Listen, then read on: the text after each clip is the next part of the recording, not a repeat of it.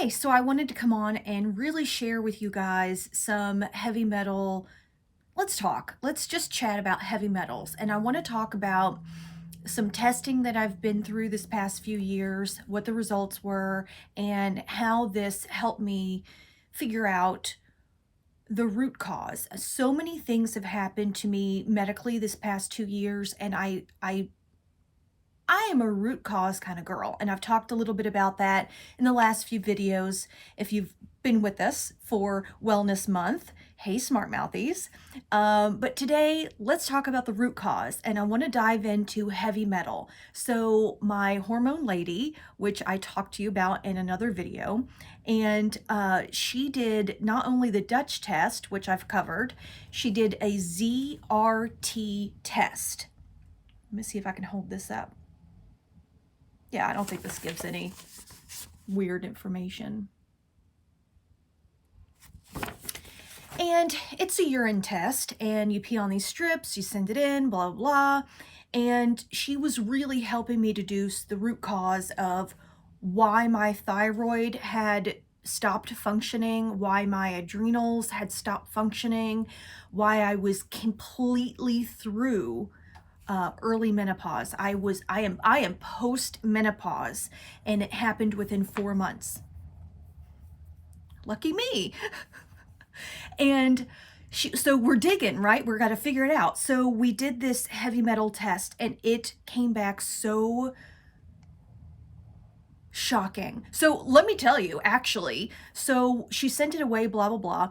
And the company ZRT had emailed her saying that the test was inconclusive, and would the patient be willing to do it again? They really felt it was contaminated.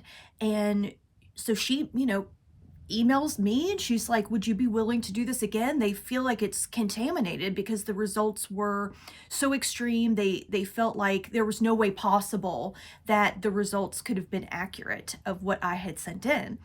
And I said, well, yeah, I guess I can do it again. I mean, it's not cheap. It's several $100s out of pocket, because American health insurance doesn't find that heavy metals would be important for health.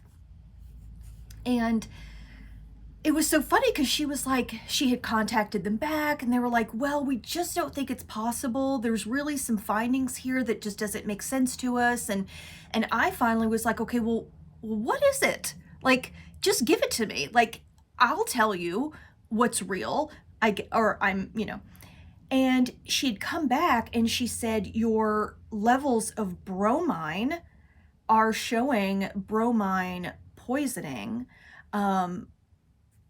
or bromine syndrome.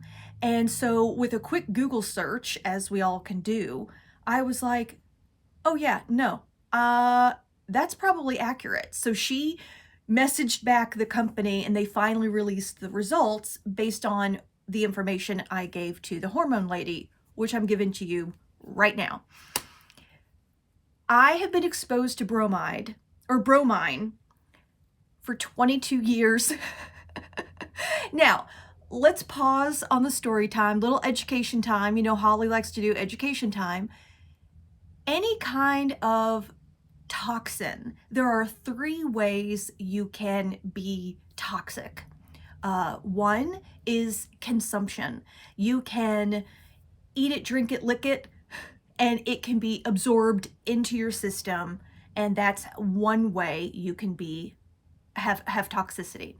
I assure you that I was not eating, licking, or drinking, or whatever. The second way to become toxic in a chemical is through touch or skin absorption, where you might touch something, or you might have your hands in a chemical all day, and your skin can absorb. Your skin is very absorbent.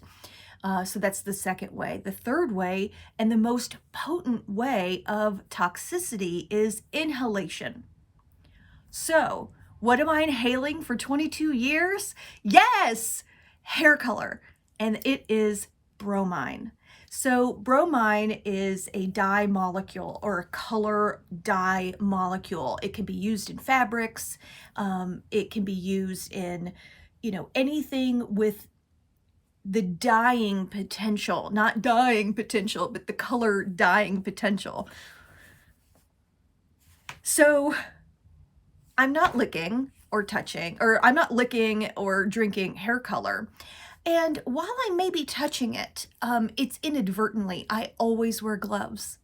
But when I'm mixing the color, I don't have gloves on, and I normally don't touch it, but there may be times that it splatters onto my finger.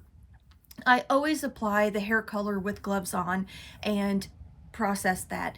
And then I take my gloves off to shampoo. I have tried to shampoo with gloves on. It cannot happen. Two reasons I don't shampoo with gloves on is that they fill up. So the water will get into the glove, and then all of a sudden I have like Mickey Mouse hands and trying to like shampoo with these like water-filled balloons. Not okay. The second is that I can't tell the temperature of the water. The gloves mask the temperature, and so I can't feel if it's too cold or too hot. And then when I try to like run the water up here to feel the temperature, then it's really filling up. I have like a water balloon glove on my hand, and I can't. So I do take the gloves off to shampoo my clients. And so I am touching the hair color, albeit just a few minutes, and my hands are wet. Secondly, I touch the color bowls. So once I'm finished with the bowl of color, once I apply it to the customer, I take it over to my sink and I have to rinse it. I have to clear that color out because I don't want cross contamination. I'm very thorough of my color brushes and color bowls, because what if I'm doing somebody who has black hair color and then 2 hours later I do somebody with blonde hair color and I haven't cleaned it successfully? So I do use my hands, I use a sponge, I use a scrubber, but it does get on my hands. So I feel like a small amount is being absorbed into my skin. Third, though, and most potently, is the inhalation. So, of course, for the last at least 20 years, because the last, maybe year I've been wearing a mask, but for the past 20 years, I have inhaled it. And so you have to really picture that when I am measuring out hair color, it's so precise. I use a food scale and like a kitchen scale. And so I'm looking down at the scale contraption to check the grams, and it's right over my face. So I'm mixing that, and I'm producing an oxidative reaction, mixing these chemicals. That's how hair color works. It is oxidative. It has to have a reaction to open the hair cuticle. And so that oxidation reaction is happening as I'm mixing and as I'm stirring, and it's just hitting you in the face. And even though I try to like back up from it, I can't get it too far away from my arms. I've got to. So then, as you all may have seen, when you apply hair color to another human being, you have to stand over them. So that I am working and that I'm functioning, I'm applying that hair color and breathing in. I'm talking, I'm laughing, I am inhaling that toxic chemical. And I'm doing that 5 times a day, 5 days a week, 22 years.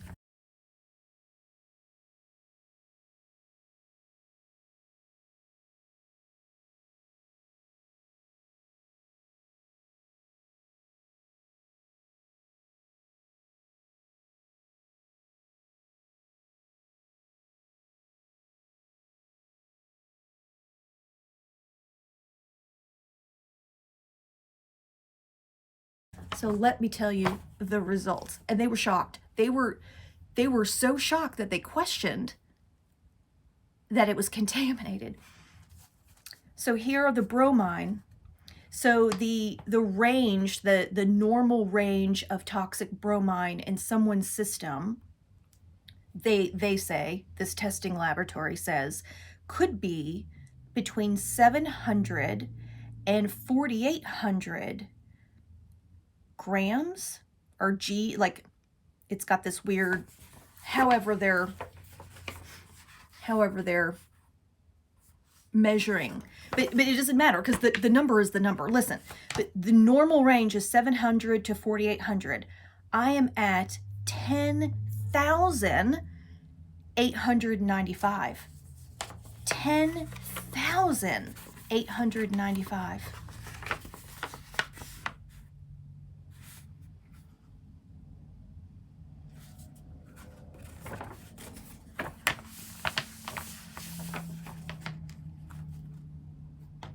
And you can see above it, they also question my iodine. Now, I was not taking an iodine supplement, but the iodine came up flagged super high as well, because they say the normal iodine range in your urine should be 100 to 380, and I am at 1,151. And again, that's off the chart high. So they couldn't get it together. They didn't understand. I do. I understand. I'll tell you about that in a minute. This lab was really thorough. They did so many different things. I'm also high in mercury, which is a whole other thing that, maybe we'll talk about later. But they do give a lot of comments on the results, your personal results. So they said that my bromine excretion is significantly higher than the reference range, which very high levels is a sign of bromism that can cause slurred speech, acne, skin irritations, confusions, headaches, agitation, physical weakness. It absorbs in the gut, and that way urine is a good indicator of the bromine intake. Bromine intake from grains, nuts, and fish can be, in the United States it says, 2 to 8 milligrams a day. This is part of the halide family. I think I mentioned that in another video. So bromine, iodine, chloride, fluoride is all part of the halide family. And the halides can compete with your iodine. Especially bromine. So iodine and bromine fit into the same receptor site on your endocrine system. And it says it competes with iodine, blocks its uptake into the thyroid gland. So they also go on to talk about the different levels and how to monitor your TSH, T4, T3, reverse T3. But it also talks a little bit about other places that you can find bromide. And some of you may know that bromine is a flame retardant. And so it is so toxic. It's found on pajamas. It's found on mattresses. And this is very important. I don't want my mattress to, be super flammable, but it's too much. It's everywhere. It's in our curtains. It's in the car, like car upholstery. It's in, different clothings, carpets. It's also found in brominated vegetable oil, which is in soft drinks like Mountain Dew and Gatorade. Polybrominated diphenol is in flame retardants and other dough conditioners. There's a methyl bromide in soil fumigation, and it is the #1 disinfectant in pool and spa, which is funny because my hormone lady, when she first emailed me, she was like, "Do you have a hot tub?" I was like, no, I wish I did. Could you buy me one? Like, with the money I've spent there, I could have afforded one. But it is the disinfectant.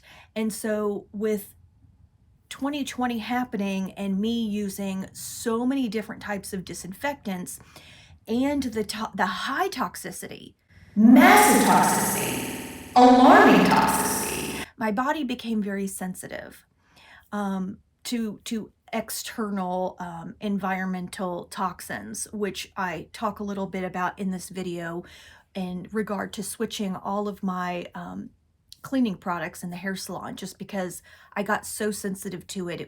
I dealt with daily headaches. So back to the iodine. So she was like, "Your iodine's really high. Are you taking an iodine supplement?" No.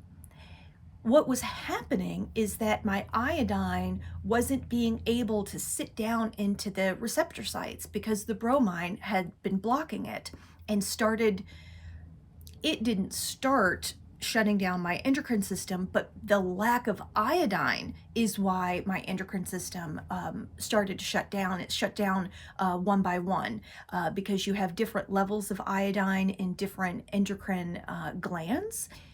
All of this stuff was blocked and it was just started to shut down one by one. I lost my period. I was low cortisol, high adrenaline. I was just shaking all over. My thyroid shut down, which I've talked a little bit about, all of the symptoms.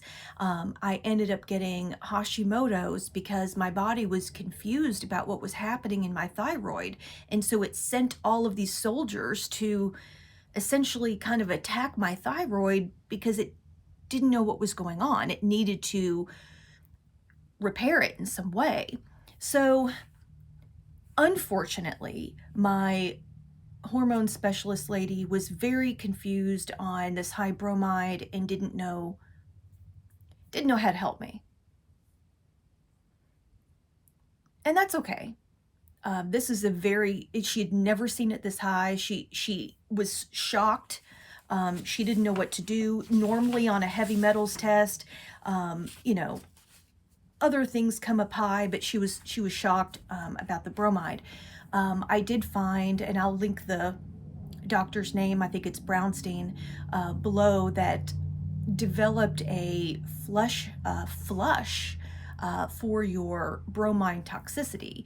And I luckily came across that protocol and was able to flush out the bromide out of my body, which now I have to do weekly. And that helped me. I'm so glad that I found it, and it was so easy. Basically, it is Celtic sea salt, and it's very specific Redmond's Celtic sea salt, not pink Himalayan salt, not your stupid table salt. It is Celtic sea salt. It is very, very specific. And so I would just take 1/4 teaspoon in a little shot of water and shoot that down 3 or 4 times a day. I'm not telling you to do this. I would tell you to go get tested and if you are toxic in bromine. So that is part of my recovery.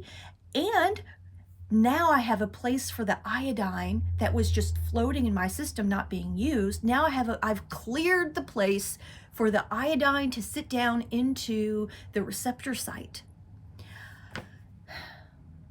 I don't think I'll get my period back. I might. I don't know. I don't want it back. I do want my thyroid to start functioning better, though. I've been on thyroid medication, NP thyroid, which is a natural thyroid.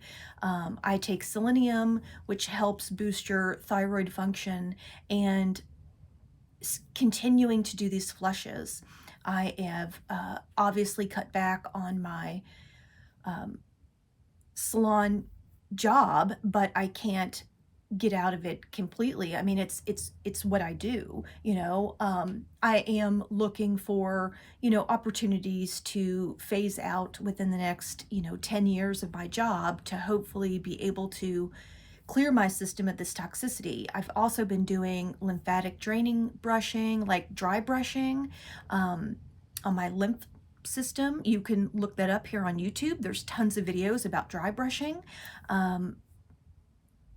But that's my toxicity information and a couple of the things that I'm doing to help resolve it. So I will talk to you more in a little bit about the new products and a website called Environmental Working Group. Okay, see you later. I'm getting ready to open the hair salon for today and cleaning up, of course, because that's what I do all day long. You think I actually do hair, but I don't. I just clean. This is what I do. I clean. And then I may see somebody, and then I clean some more, and then I may see somebody, and then I clean, and then I clean the toilet, I clean the light switches, I clean the door handles. I've actually corroded the handles of the faucet in the little bathroom. Let me show you the little bathroom because it's so cute. I'm actually corroded, but here's y'all might have seen it. But I corroded the faucet handles in 2020 and in 2021. Even now, today, I don't even know what today is, but the handles have corroded because I have cleaned them so much here in the bathroom in the hair salon. You know, I try to pay attention to every single person who might use the bathroom before and after their service. And I'm like trying to keep that in my head and, you know, act normal while they leave. But then I'm like, okay, I gotta get in there. I gotta clean the light switch, the doorknob, the toilet flusher handle. Like, I think about all the things that I touch and then all the things that he or she may touch as well in the bathroom. So anyway, I've completely corroded the handles of the sink because of the chemicals.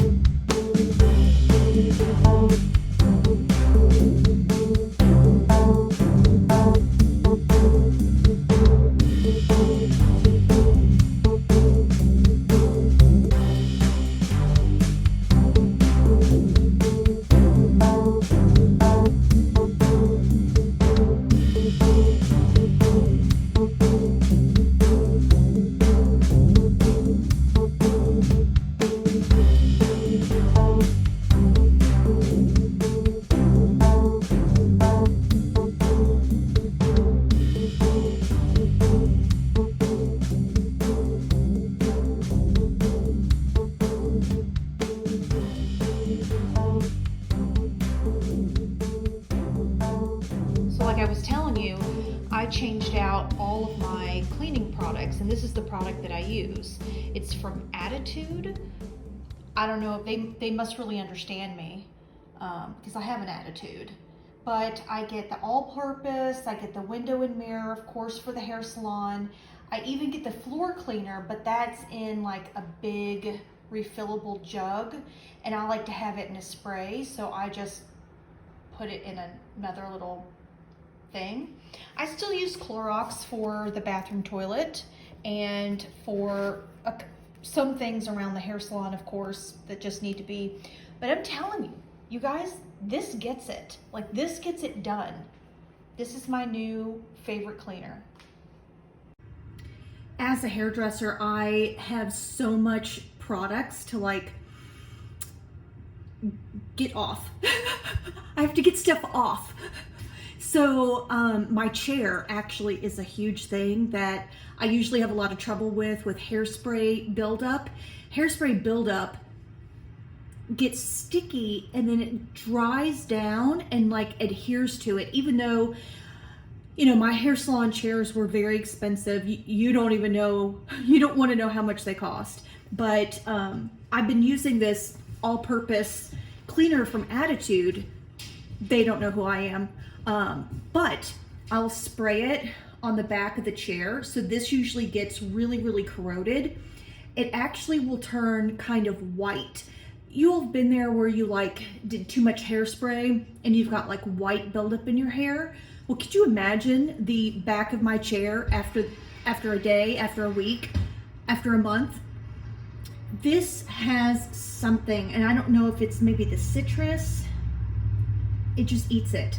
In fact, I've been even soaking my salon hairbrushes in it. So the salon hairbrushes get, of course, so much buildup of product in it, not just hairspray, but like a cream or a gel or a relaxing product or a leave-in conditioner or oils. They get caked up and gross too. And I've actually started soaking my brushes at the end of the day in this. So I have a bowl in my sink basin and I'll put some hot water in it and I'll spray like each brush 2 or 3 times and kind of like let it sit. And then I can come and like, it just cleans right off. It has renewed my hairbrushes. So that's one thing I love about this. But the reason I was looking for them, again, it's that Attitude brand. I think they're from Canada. I have been exposed to a lot of chemicals, as you can imagine, here in the hair salon, and it built up. And I ended up having a lot of toxicity in my system. My liver couldn't process. It started to affect my endocrine system. And so I looked on the EWG, which is the Environmental Working Group, I believe, for cleaning products that did not contain endocrine disruptors. It's a thing. It's a thing. Like, why aren't we talking about this? I'm exposed to these chemicals not only every day, but what had happened was in 2020, with the paranoia, I overexposed myself to not this, but very harsh, very aggressive chemicals, very toxic. Not only was I touching them, you know, inadvertently, I didn't spray them on myself, but as you use a cloth to spray and wipe, the cloth you turn over and you use the other side, your hands touch it. But more importantly, you inhale it. Every time you spray and lean in to wipe, you inhale it. And that's where it gets more and more toxic. And that's where it, along with a lot of other things that I end up inhaling at the hair salon, it just built up. And I became so sensitive to chemicals. And even though I do need to keep the hair salon as clean as possible, I have discovered that other things will, you don't have to destroy the surface to get the germs off. You know, the CDC sent out a lot of information recently, the past few years, about wiping surfaces and how long can germs and viruses stay on a surface, how long are surfaces contaminated, what kind of chemical gets that off, what kind of action. Sometimes it's just the action of wiping something can dilute that down to something that's not gonna, you know, be so contaminated. Anyway, that's just my little story of this product, and I love it. I even have the kitchen cleaner, which is incredible for the sink. I have the hand soap at every single sink in my entire salon and house. I have the hand lotion at my computer desk, by my bed, in the living room, you know, because the girl hands are dry. My hands are in water all dang day. I need hand lotion. So they even have the smaller size for my purse. I love them. And now, if you go to the website, I mean, I'll link it below. You can look, whatever. They say, and I know I'm being skeptical, because how would I ever know? How would I ever know? But they say with every order they plant a tree in Canada. I don't know. I hope so. Incredible. Incredible. And I love that. And I love this company. I love this product. And I was so grateful. You know, again, I had to do my research with EWG because I was looking specifically for endocrine disrupting, or, you know, chemicals that did not have endocrine disruptors. And the more I researched that, the more and more crap is out there with that in it. And I was shocked. There's very, very few products, cleaning products, that contain no endocrine disruptors. I have to go. Okay. All right. See you later.